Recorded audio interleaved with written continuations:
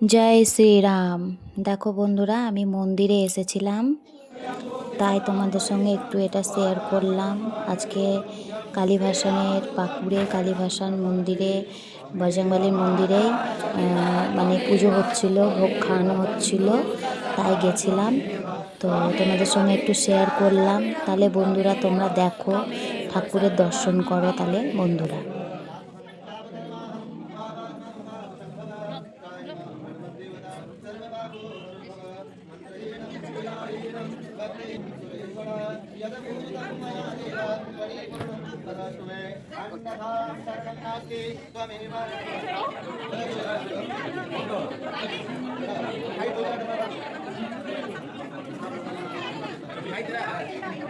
দেখো বন্ধুরা, আমরা সবাই ভোগ খেতে বসে পড়েছি।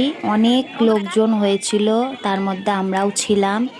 তাই আমি, মা, আমার মেয়ে ভোগ খেতে বসেছি। একটু পরেই ভোগ দেবে, দিয়ে খাবো আমরা। দেখো বন্ধুরা, ভোগ দিয়ে দিয়েছে খিচুড়ি আর তরকারি। তোমরাও দর্শন করে নাও। জয়